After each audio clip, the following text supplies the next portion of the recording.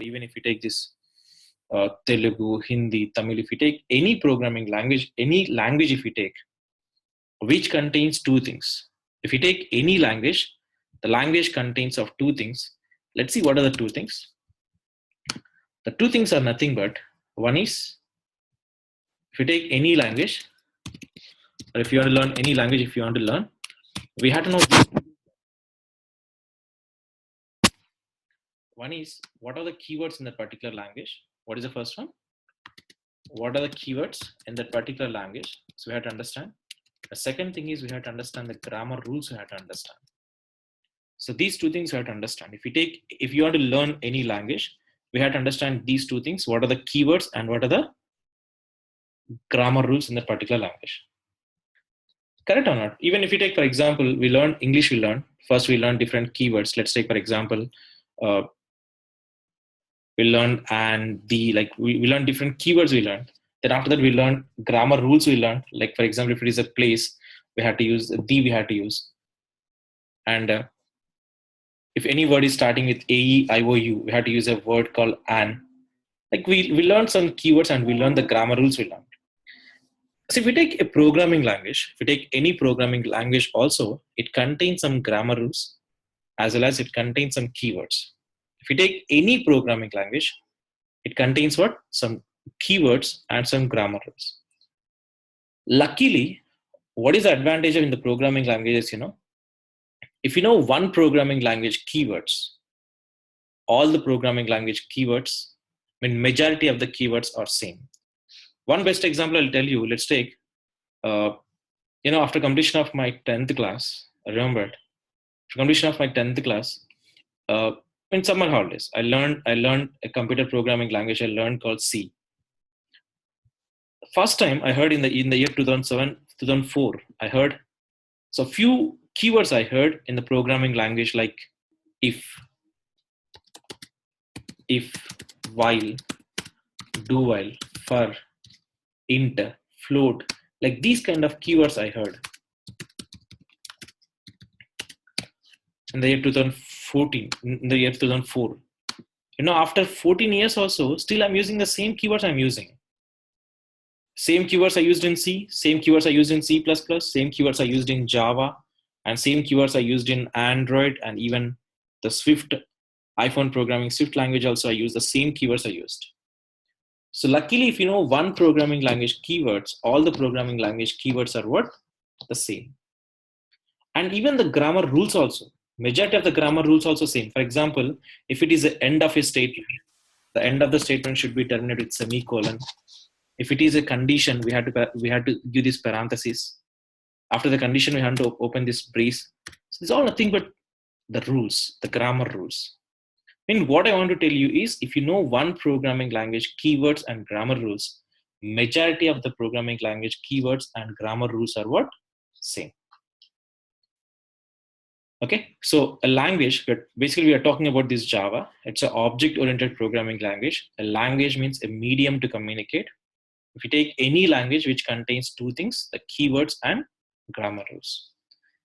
Okay, fine. This one easily you can understand what is in a language. But what is meant by this object-oriented programming?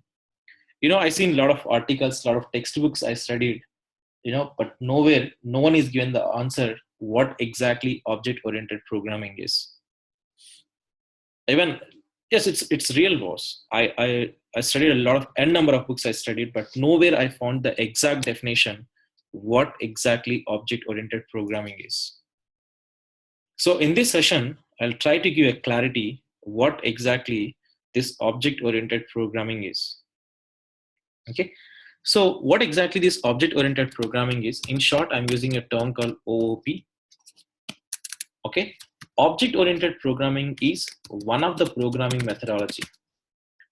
Object-oriented programming is one of the programming methodology, or another technical term we call as programming paradigm. A programming paradigm. Okay, or in short to say, it's one of the programming methodology, one style of writing the code, or one way of writing the code. Object-oriented programming is what? Is one of the programming methodology. I'm using a term called one of the programming methodology. Meaning, is there any other programming approaches? Are there other programming methodologies? Yes. So before going to see what exactly this programming methodology is, first of all, let's try to understand. We are writing the programs, correct or not? Ultimately, you are learning some technologies you are learning. Okay. We are going to write some programs, correct or not? What is the need of writing a program? Have a question? Why the people are writing the programs? Why the people are writing a programs? Why the people are writing the programs is nothing but for solving a problem. What is the need of writing a program? For solving the problem. For solving a problem, we had to write what? The programs we had to write. Okay, to get the output, to get the exact output. Okay, fine. What is the need of writing the programs is nothing but there should be a problem. There should be a problem. For that problem, we are providing a technical solution. We are providing a technical solution. We are providing by writing a program. Okay. If you take any problem, for solving a problem, just listen. Even though it may be some basic theoretical part, but it gives a lot of information it will give. Okay. For solving a problem, a logic is required. For solving a problem, what is required? A logic is required for solving a problem. Okay, you are having a problem, for example. Then first, you're going to think a logic. Okay, you got a logic. You got a logic. You know that if you apply this logic, if you apply, the particular problem is going to be solved. Okay. Next, what do you have to think for solving a problem? Which one is required? Logic is required for solving a problem. Okay. After getting the logic, next, what we had to do is we had to write the algorithm. We had to write. Correct or not? If you are some computer science background, you are aware of the algorithm. Algorithm means nothing but step by step. A step by step process. Theoretically, we define the step by step process. We define theoretically. If you are from computer science, the computer science background definitely, or if you are from BSc, I hope you are aware of these algorithms. A step by step process will write how to solve this particular problem. How to solve the particular problem. Okay. For solving a problem, logic is required. After getting the logic, we have to write step by step. We have to write how we are going to solve this problem. We have to write the algorithm. We have to write a step by step process. We have to write algorithm. Next, after writing the algorithm, we have to design the flowcharts. We have to design. We have to design what? The flowcharts. Correct or not? If you are computer science background, definitely you are aware of this one. All these things. We have to write the step by step. The process we have to write. Okay. Next, after writing this algorithm, what we have to write? A flowchart we have to write. After drawing the flowcharts, then we have to write the program we have to write. After drawing the flowcharts, in which way you are going to solve the problem, next we are going to write the programs. But before going to write the program, one important thing basically, before going to write the program, one important thing in our academics, the people will not explain, that is the programming methodology. So even in my academics, I learned like this. We require a logic. Then after that, the faculty is going to tell us, write the algorithm, a step-by-step process, then draw the flowchart, then write the program. That's what we'll do in the college labs and all, right?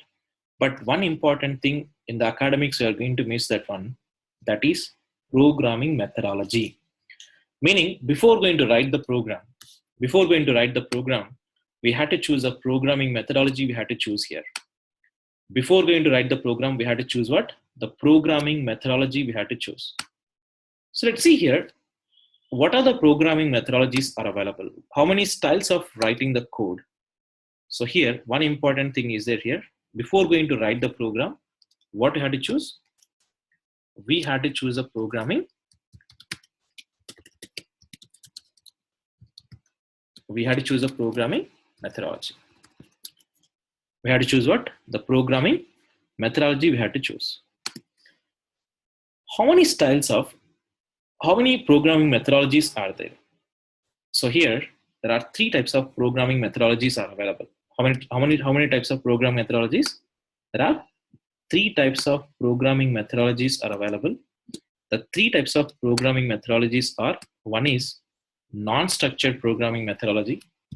There are three styles of program methodologies are there. One is non-structured,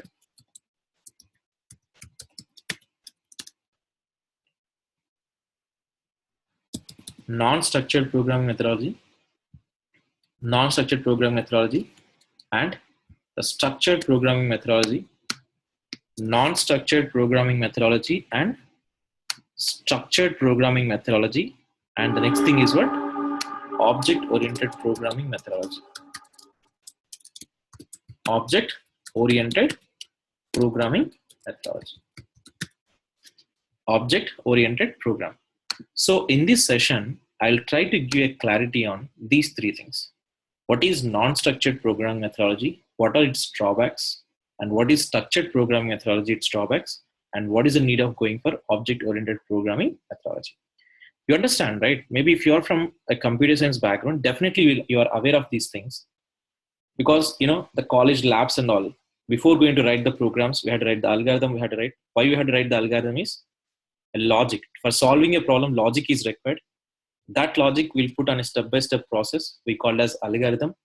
After writing the algorithm, graphically we'll represent as a flow chart. Okay, and directly before going to write the program, we had to choose a programming methodology. We had to choose. What is the first programming methodology? Non-structured programming methodology. So non-structured programming methodology in the sense,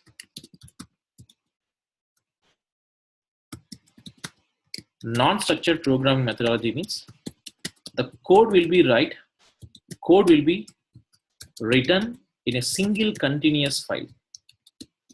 Code will be written in a single continuous file.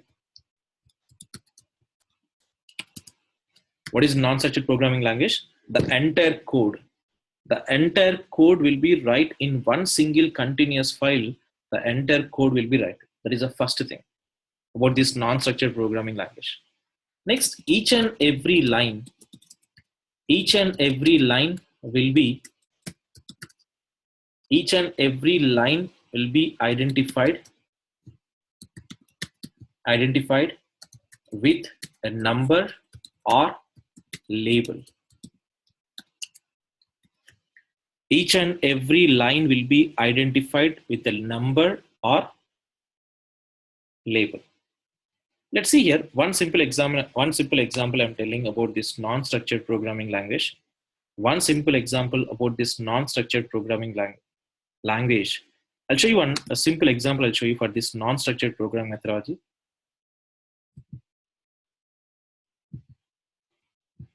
There is a programming language called, Basic is a programming language. What is a programming language name? Basic is one programming language name. Let's see. Just I'm trying to show.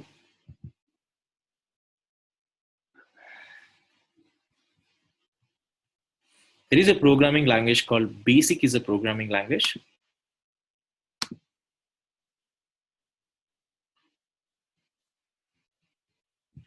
See, this is the example of non-structured programming language. Like this, we'll write the code. See here, the code will be write in a single continuous file. Like this, each and every line is identified with one number. See, input A is a statement. This statement is identified with a number called 10. Input B is another statement. It's identified with a number called 15. Like each and every line will be identified with a number or label. See here, clearly it is showing here. If C value is less than 24, go to which statement? 10th statement. Execute from 10th statement again. If this B value is greater than 12, go to which statement? 60 statement.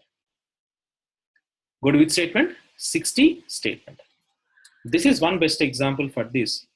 This is one simple example for this basic programming language. Let's take, for example, if the code is having a thousand lines, for example, assume that the code is having how many lines? 1,000 lines. All the 1,000 lines will be right in a single continuous file. All the code, the entire code will be right in a single continuous file, and each and every line will be identified with one number. Each and every line will be identified with a number, and the control flow of a program will be moved based on these particular statements, the number what we specify. Yeah, if you're having any queries, just please ask. Venkatesh, raise your hand. Do you have any query?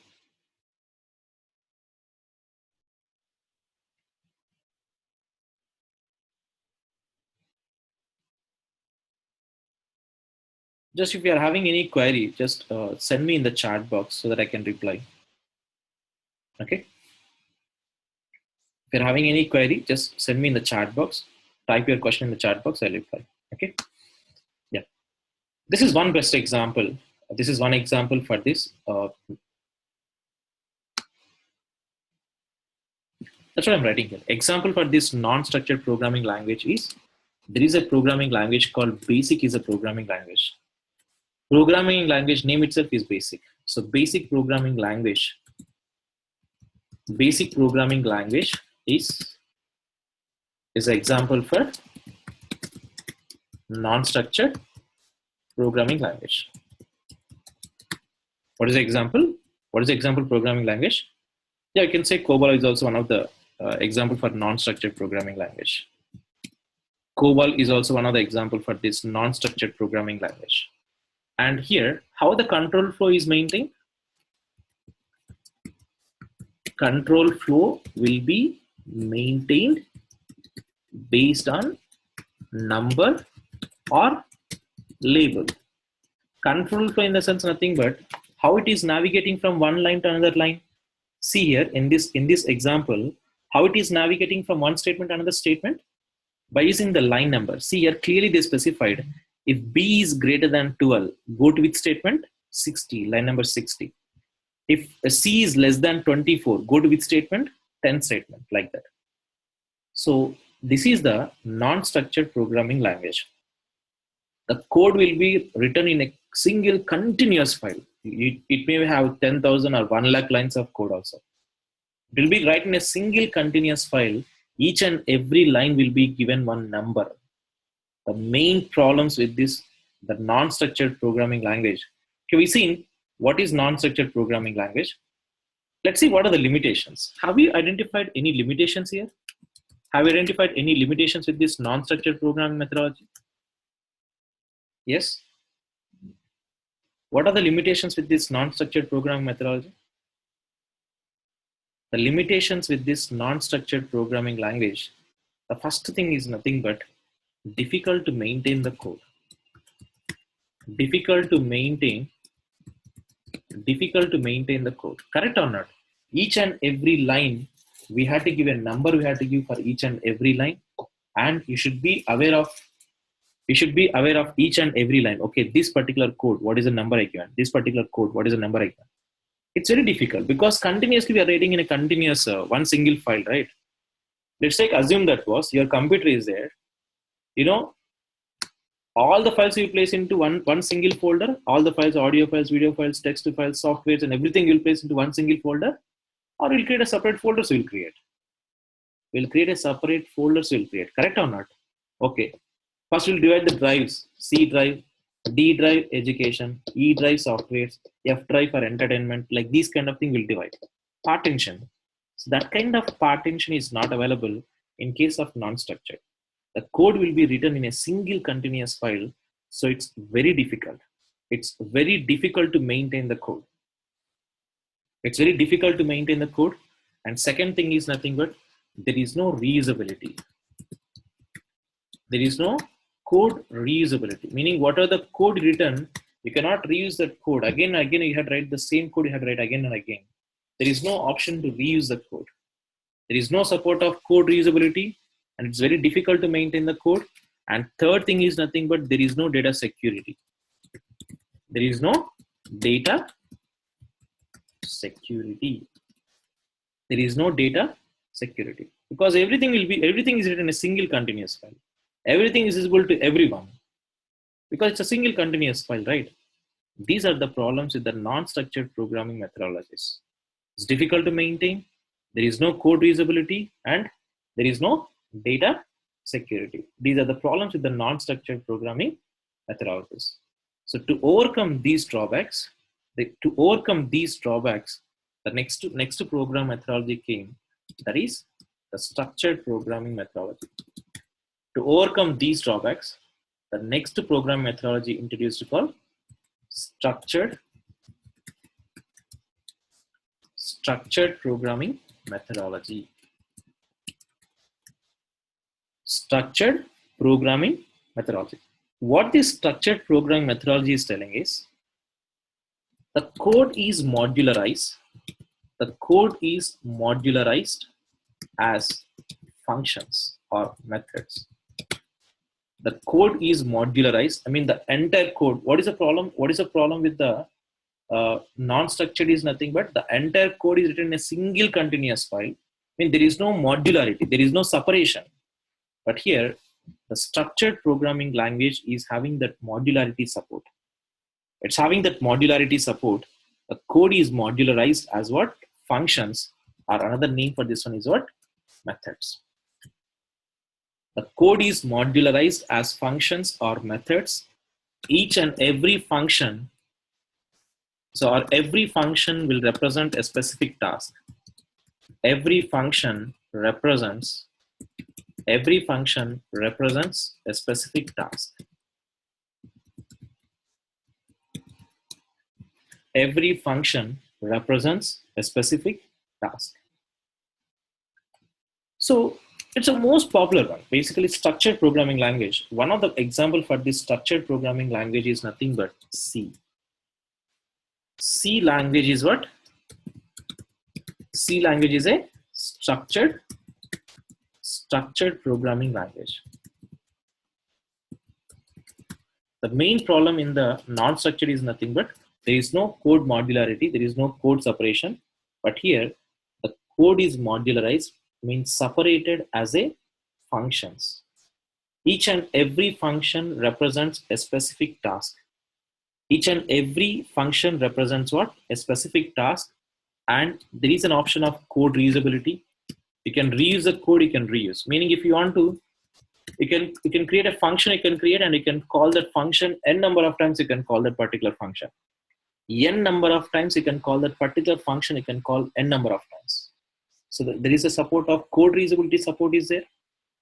And each and every function will represent the word of task. So let's say, for example, I have 4 friends.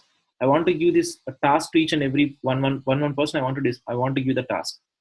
Simply, I'll do as a function. I'll create a function. I'll create and I'll ask one of my friend. Let's do this one like that. The code is modularized as a functions. Each and every function represents about one specific particular task. And there is a code reusability support and data flow. I mean a control flow, not data flow. Control flow of a program. Control flow of a program is maintained in a structured format. Is maintained in a structured format. Control flow of a program is maintained in a structured format. Meaning, it's a methods, right? It's a methods. If you want to perform some particular action, simply we'll call that method. We'll call. If you call that method, that particular function or task will be executed, right? So the control flow of a program is maintained in a structured format. It is maintained. Let's see here. I'll show you one sample for this structured programming language. Let's see here. What is the example for this structured programming language? C is one of the example for this structured programming language. See here. The code is separated as what? Functions. See function 1, function 2, function 3 like this. Each and every function. The code is modularized. I mean the separated as a functions. Function 1, function 2, function 3, function 4. Like this. The code is modularized. Okay. Each and every function represents about one specific task. What are the advantages we identified here? Code support, code usability support is there. Easily we can maintain that control flow, we can maintain easily. And the main disadvantage of non-structured, there is no code separation support. That code separation support is also there in the structured programming languages. It was ruled the market. The C programming languages have ruled the market for 15 to 20 years. In the 80s and 90s, it was ruled the market like anything, a structured programming language. It is suitable for small scale applications. It is suitable for small scale applications. It is suitable for what? The small scale applications. This kind of approach, the structured programming, is very suitable. The best approach for the small scale projects. But here also, there are some drawbacks are there with the structured programming language. What are the drawbacks with the structured programming languages? Let's see what are the limitations. Have you identified any limitations in the C programming language? If you are already aware of C programming language, have you identified any limitations with the C programming language?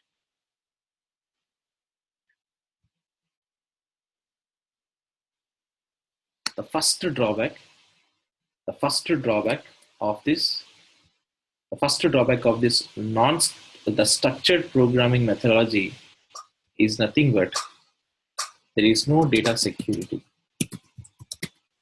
There is no data security because code is modularized as a function, right? Code is modularized as a function. Let's take this as a function. Assume that this function is one particular task.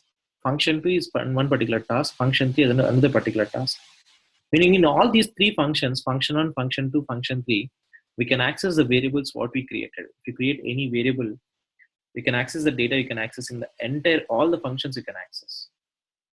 Meaning the data, there is no security for the data. There is no security. There is no data security. That is a main drawback of the structured programming language. And because of the drawback, it's not suitable for large scale applications. I mean, for enterprise applications, it's not suitable. The second drawback is nothing but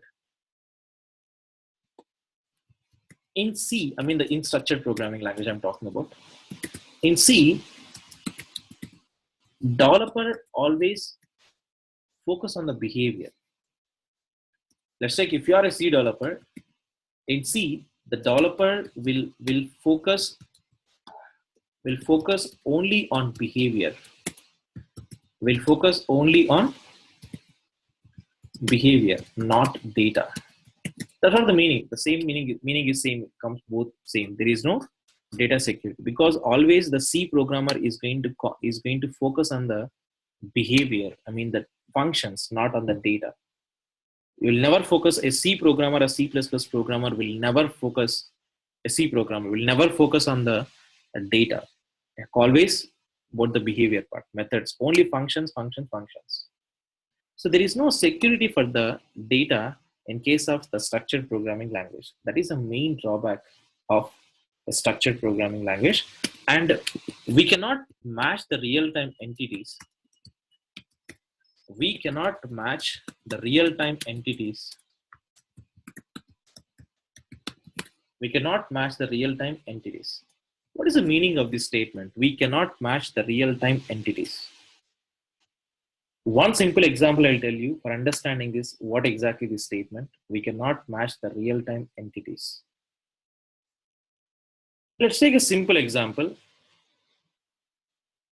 I want to develop an app I want to develop for one application I want to design for Naresh IT. This is my requirement. What is the requirement? I want to develop an application I want to develop for Naresh IT. I want to develop an application I want to develop. See, in Naresh IT, there are different actors are there. There are different actors in this Naresh IT. Let's take one actor is nothing but a student is one actor. One actor is what? A student. One more actor is a faculty. Okay. And one more actor is what? One actor is a student. One more actor is a faculty. One more actor is administrator. And one more actor is nothing but the owner.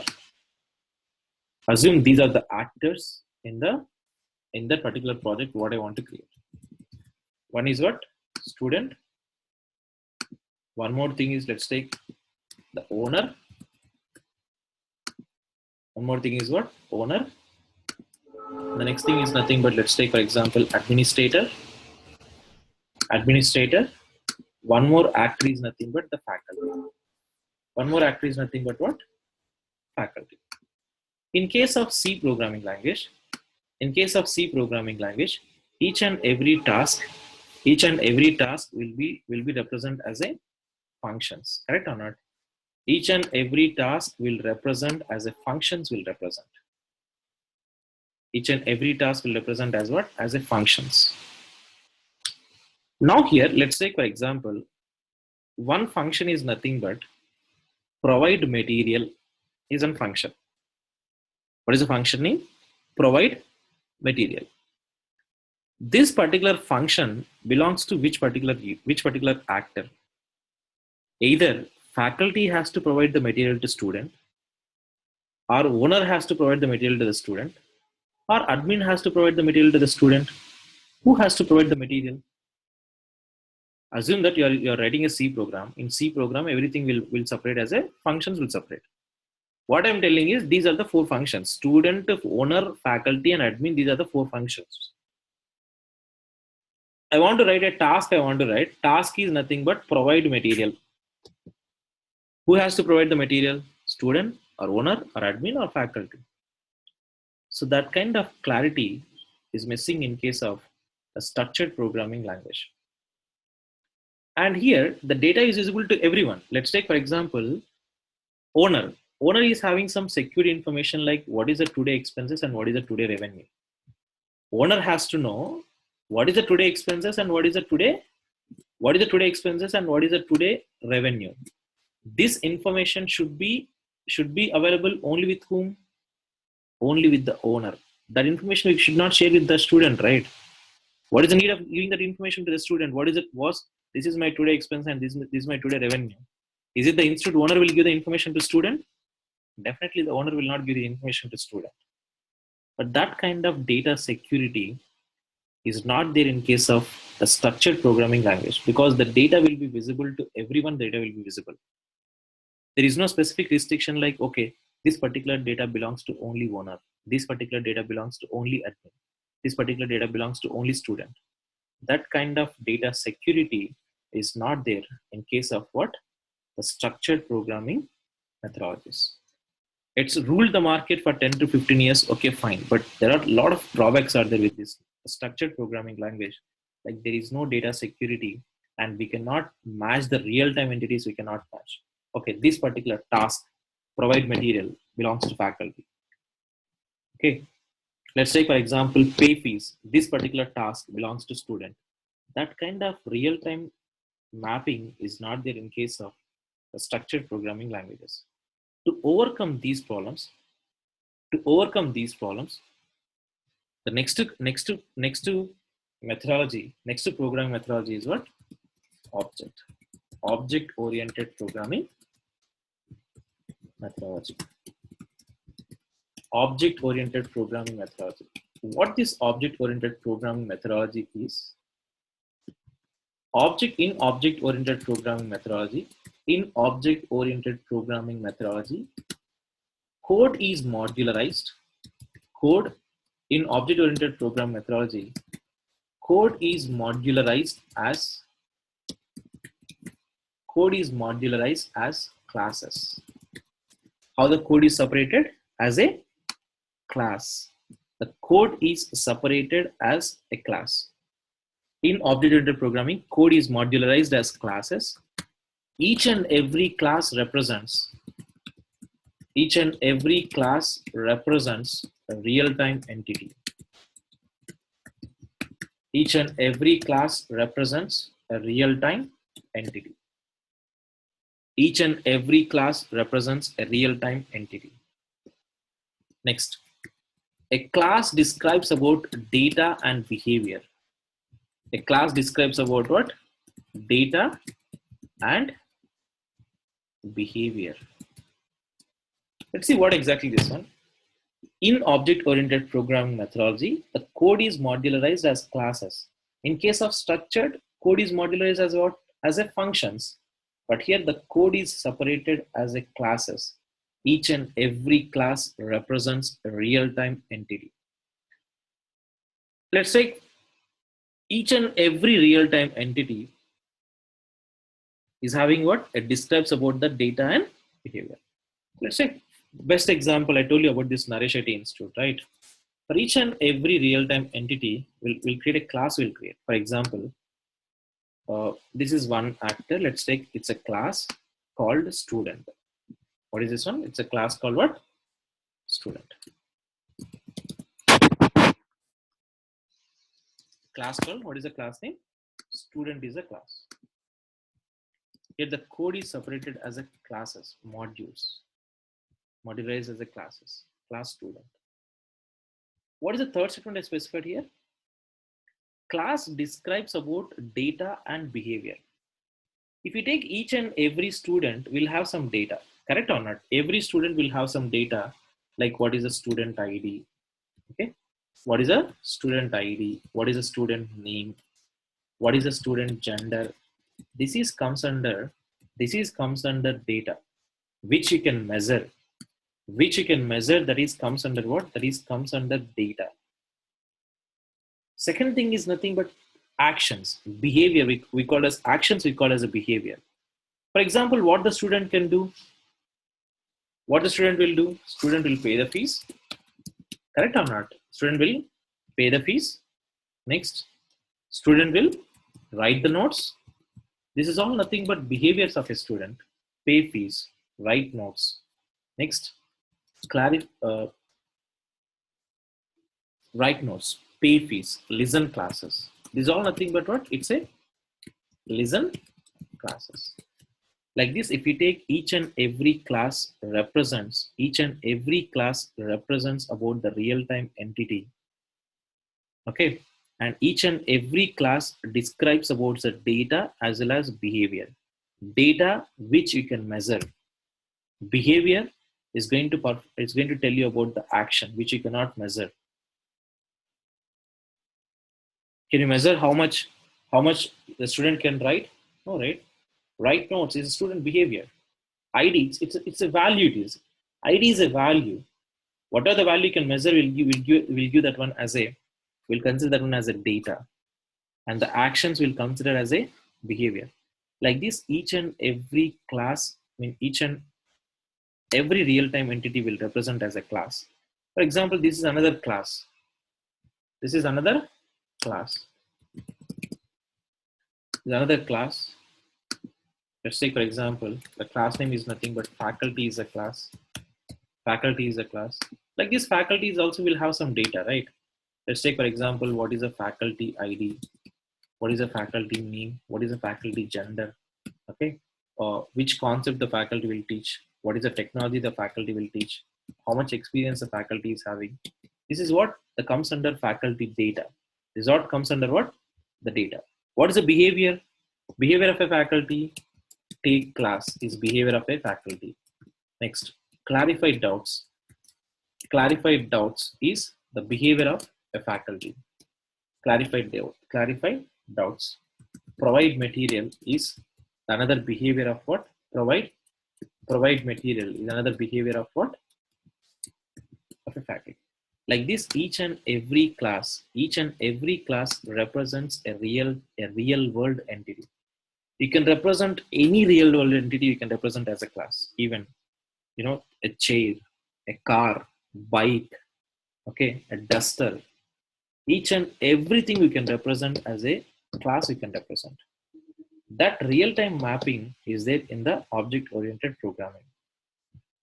So here, the code is not modularized as a classes. The code is not separated as a functions like how the structured programming is doing. In case of object-oriented program methodology, the code is modularized as a classes. Each and every class represents a real-time entity. And if you take each and every class describes about what? Some data and behavior. So all the drawbacks, what are the drawbacks you are having in the structured programming language like there is no data security. The main drawback is overcome in object-oriented programming methodology. How that is overcome? Because let's take student is having some data like ID, name, gender, for example. Let's take this particular student is a married. Assume that he's married. For example, wife name. If student wants to share the information, he will share. Otherwise, he can hide the information because it's not public. It's not a public, right? That particular data is only visible in a student. That is his choice. If you want to make it to everyone, he can make. If you want to hide that one, he can hide that one. But simply by declaring that variable as a private, he can hide the information he can hide. But that kind of concept is not there in case of structured programming language. Let's take, for example, faculty. Faculty salary is there. Let's take I'm a faculty and you are a student. Is it required to provide this information? That is my choice. If I want to give my salary to you, if I want to tell, okay, boss, for this batch, this is the salary I will get. If I want, I'll share the information. Otherwise, I can hide the information I can hide. Because that particular information belongs to which particular class? Faculty class. That is faculty choice, whether he wants to share or he want to hide. So there is a data security is there in object-oriented programming languages. Data security is there, code reusability is there. It's very easy to maintain the code in case of object-oriented programming methodology. Correct or not? You're understanding, right? So here I have a data, for example, salary. That is it's my choice. So if I want to share, I'll share. Otherwise, I'll hide. At the same time, student is having his wife name. If you want, he'll share. Otherwise, he'll hide the information. He'll hide. Okay. So the data security is a main key advantage in this object-oriented programming concepts. The data security is a more advantage in the object-oriented programming. That is one thing. The second thing is nothing but each and every class is going to talk about one real-time entity. I told you, right? A real-time entity means it may be a class or it may be a bike, car, bank, ATM. It may be anything, boss. Each and every real world what you are seeing, you can consider as a class. But a class represents what? A real-time entity. Okay. So what are the drawbacks are there in this structured programming language? Those drawbacks are overcome in this object-oriented programming methodology. Okay, so what exactly object-oriented programming methodologies is? The code is modularized. I mean, the code is separated as a classes. The code is separated as a classes. Each and every class represents a real world entity.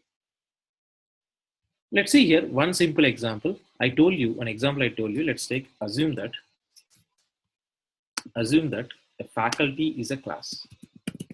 Because if you know these four things, proudly you can say, I know Java programming language. You can say proudly once if you know these four concepts. Let's see what are the four concepts. Each and every class represents a real world entity. Assume that there is a class called faculty. There is a class called what? Faculty. Okay. Every faculty will have some data. Let's take, for example, what is the faculty name? What is the faculty age? What is the faculty experience? What is the faculty, which technology particular faculty is teaching? This is all comes under the data of a faculty. Okay, this all comes under what? The data of a faculty. Next, it contains some behavior. Let's take, for example, behavior means nothing but I told you, right? Actions. What faculty can do? Faculty will take class. Faculty will take what? Will take the class. Next, will clarify the doubts. Will clarify the doubts. Next, will provide the material. Will provide the material. Like this is all nothing but what? It's a behavior of a faculty. So if you take any real world entity we can represent as a class describes about two things. A class describes about what? Two things a class will describe. What are the two things is? One is nothing but data. Second thing is nothing but behavior. A class describes, meaning it tells you about two things. One is the data and second thing is nothing but what? Behavior. A class describes about only two things. One is what? Data Second thing is nothing but what? Behavior. Just only to tell you what is the data and what is the behavior. A class describes about data and behavior, but originally who contains this data and behavior is, just like I'm telling you,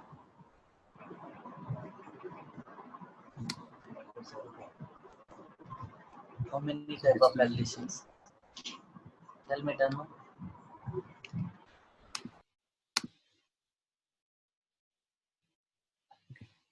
a class describes about what? These two things, data and behavior, but originally the class will not contain the data and behavior. Let's take, assume I'm an example for a faculty. Let's take Mahesh. Let's take a class just describes about the data and behavior, but originally who contains the data and behavior? Object contains the data and behavior. A class just describes about the data and behavior, but originally who contains the data and behavior? Object contains the data and behavior. Let's say, for example, I'm considering I'm an object. I'm an object for a faculty.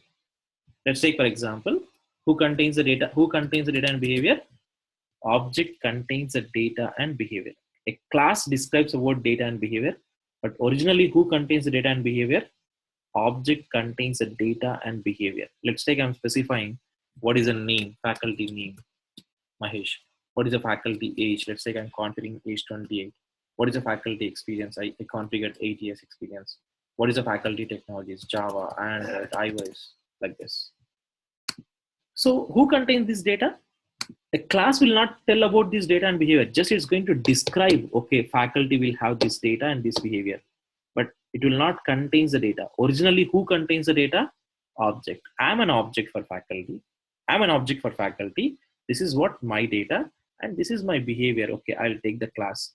Take classes. I'll take online classes. I will take online class. I will take. What kind of class I will take? I'll take an online class. I will take. Okay. Some people will take regular class. Some people will take weekend batches. Clarify doubts. No, I will not clarify the doubts. Just that I'm specifying. Provide the material. Yes, I'll provide the material as a soft copy, like that. So this is nothing but whose data it is? Whose data it is? It is a Mahesh data. Okay. If you know these four things, boss. If you know these four things, proudly you can say, I know Java programming language. What are the four things? Class, data, behavior, object. But unfortunately, in the market, even the 10 years experience, 7, 8 years experience of people also, still they don't know what exactly class, what is data, behavior, and object. Blindly they are using, that's it. Okay. If you know these four concepts, what is class, what is data, behavior, and object, we can say, I know Java programming language. Okay. So mainly in this, in my classes, first I'll be a complete clarity first. What exactly class, what is data, what is behavior, what is object, and all. But as of now, we are not in the discussion, the class object, we are not in the discussion. We are talking about this object-oriented programming methodology. It's one programming methodology. What the program methodology says is nothing but modularize, meaning separate your code as a classes. Each and every class represents a real-time entity. Okay, easy to maintain the code. Advantages are nothing but easy to maintain the code. There is a code reusability. There is a data security in the object-oriented programming methodologies. Okay, understand? These are the three programming methodologies are available, and we understand that out of these three programming methodologies, which one is the best? Today's session we discuss about these three programming methodologies. Out of these three programming methodologies, the best programming methodology is what? Object-oriented programming. We're having data security, code reusability. Each and every class represents a real-time entity. Okay. So before going to choose a programming language, first we had to choose a programming methodology we had to choose. Okay, we understand that object-oriented programming methodology is the best approach for writing the code. Okay, Next, after that, after choosing the programming methodology, next we had to choose what is a programming language. Okay, there are different programming languages are there. You can write C++ is also one of the object-oriented programming language. Next, Java is object-oriented programming language. Java is object-oriented programming language. .NET is object-oriented programming language. Even the Objective-C also one of the object-oriented programming language. Like this, there are a lot of object-oriented programming methodologies are there. Then why we had to choose this Java as an object-oriented programming language? Today's session we understand that what is a programming methodology, what is the need of choosing this object-oriented programming methodology. There are three programming methodologies, there are different programming languages which will support this object-oriented programming language. Then what is the need of using this Java? Why the people are prefer to use this Java as an object-oriented programming language? That part we'll discuss in the tomorrow session. Okay. And before going to discuss that, why we had to choose this Java only for object-oriented programming language, there are some four concepts in the object-oriented programming language. One is inheritance. Oops, concept. There are four concepts are there. One is, what is the first one? Inheritance is first concept. Inheritance, polymorphism, abstraction, and encapsulation. Abstraction and encapsulation. Okay, so these are the object-oriented programming concepts. These are what? The object-oriented programming concepts. So tomorrow we'll discuss about these object-oriented programming concepts. Then after that, we'll discuss why we had to use this Java as an object-oriented programming language. Okay, so let me know if you have any queries in the today's session. Mainly today I explained about what are the different programming methodologies are available. What is the need of going for object-oriented programming methodology? This is what I explained in the today's session. So let me know if you have any queries. Otherwise, we'll see in the tomorrow class at the same time, 9:30. Any queries?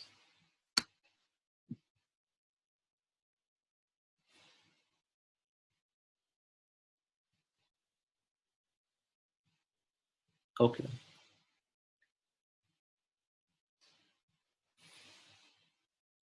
We are going to cover all the topics. We're going to cover all the topics. We'll not miss not even one single class. I mean, not even one single topic. Basically, my methodology is nothing but you're going to get the 100% practical knowledge you will get than the theoretical knowledge. The theoretical sessions are very less. Completely will focus on the practical part. Okay. Even if you want, you can compare the top faculty's notes also you can compare after the classes. Okay. You're going to get the content, same content you're going to discuss in the just 40 days. Okay. Because already taking the classes, if you want, I'll show you. I'll show you 1 minute. Just 1 second. When I'm taking the regular class also in Naresh, I'm taking the regular classes, different timings. This is what my notes, I'll provide these notes, I'll provide each and this is what my classroom notes. Basically, I'll type in the classroom, I'll type this complete notes, I'll type in the classroom. Each and every topic, how many concepts are there in the Java, we're going to discuss all the concepts we'll discuss. Okay, you need to worry about that. I told you, right? If you want to learn the practical part, I mean, I'll completely 100% I'll justify if you are looking for the practical knowledge. If you are looking for a theoretical knowledge, then I'm not the right person. Okay. So I hope you like the sessions once if you start the programming part and all. Code reusability means nothing but only one time we'll write the code, and multiple times you can call that same method. You can call same code. You can use multiple times. You can use.